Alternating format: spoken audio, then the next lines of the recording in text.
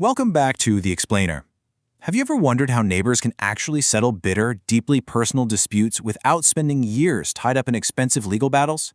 Well, today we are diving straight into a fascinating system of grassroots justice in the Philippines to see exactly how local communities resolve conflicts without ever stepping foot inside a formal courtroom. So think about how we usually view the justice system. It's often framed as a battlefield, right? One side wins, the other loses. But the Katarungang Pambarangay completely flips that script.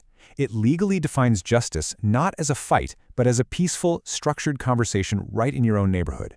It's an entire system specifically designed to settle issues amicably at the most basic community level, heavily relying on non-adversarial methods. And this isn't just some clever administrative trick to lighten the load for overworked judges, though, it definitely does decongest the courts. The core of Republic Act 7160 was actually about empowering everyday citizens.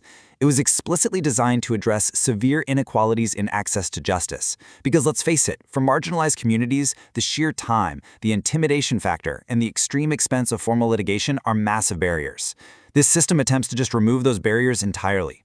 To see exactly how this works in practice, we're going to track a hypothetical dispute through 5 steps: the village justice system itself, meeting the peacemakers, the rules of the game, the actual resolution process, and finally, the final verdict. All right, Part 1, the village justice system.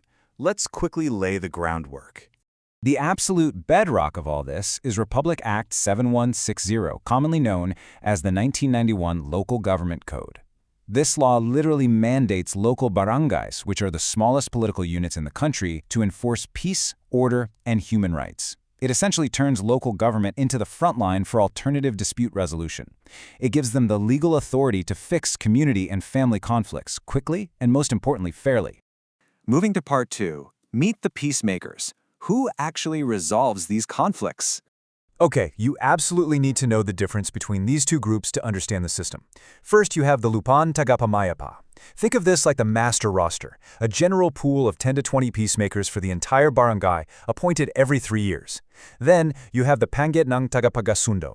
This is the specific 3-member conciliation panel chosen exclusively for your individual disagreement. So the Lupan is the overall team, and the Panggit is the specific trio drafted to handle your case.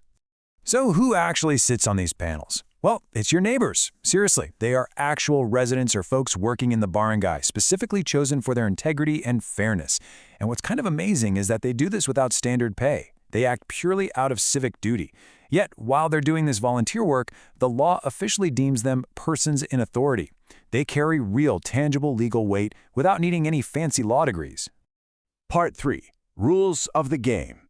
Let's talk about the boundaries and venues. Now, as powerful as this system is, you can't just use it for everything. There are strict legal limits. If your conflict involves the government, it's out. Is it a serious criminal offense punished by more than a year in prison or a fine over 5,000 pesos? Yeah, you bypass the barangay entirely. The same applies geographically. If you're fighting over real estate spread across different municipalities, or if the people arguing live in completely different cities, the local Lupan simply does not have the legal jurisdiction to intervene. So, where do you actually go to file your complaint? It all boils down to geography, and it's super pragmatic. If you both live in the same barangay, you file there. Easy. If you live in different barangays but within the same city, you have to file in the respondent's barangay, the person you're actually complaining about. And interestingly, if a dispute blows up at work or school, the venue shifts right to the barangay where that specific workplace or school is located.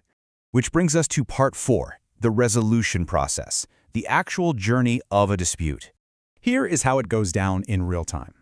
Step 1, you pay a small fee and file the complaint, either orally or in writing, to the barangay chairman. Step 2 is where the magic tries to happen. The chairman summons everyone and attempts to mediate the whole thing solo. If that fails, we move to Step 3, which is forming that 3-person pangat we talked about earlier. Finally, Step 4. The pangat holds public, informal hearings to explore absolutely every possibility for a peaceful settlement. Now, here is a massive game changer. Leave your lawyers at home. I mean it. To keep things truly non-adversarial, the law explicitly bans legal counsel here.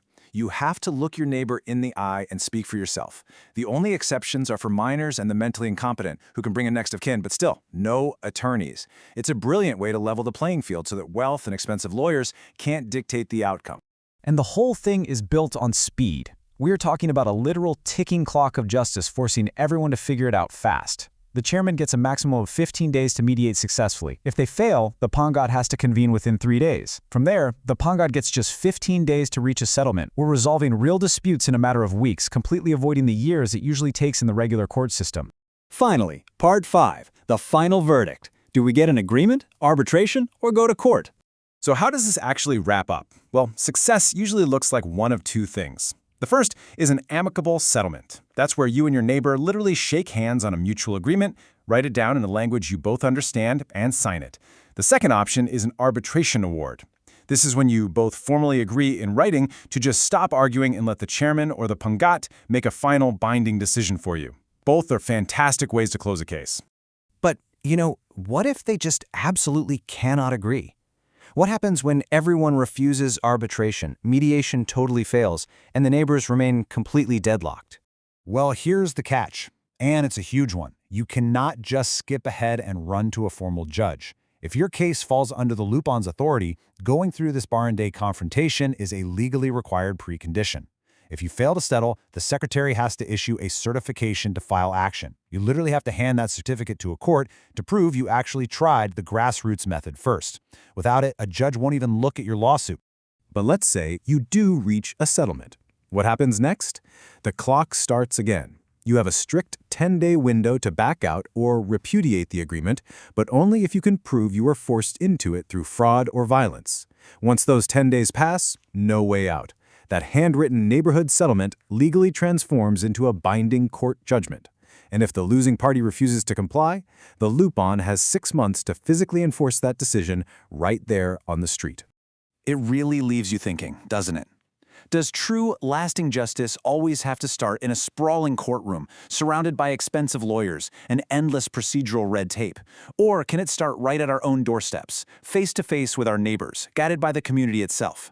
The Katarangan Pambarangay makes a pretty compelling case for the latter. It's a great reminder of just how many massive legal battles we could probably avoid if we simply sat down and talked. Thanks for joining me on this explainer. Keep learning, keep questioning, and I'll see you next time.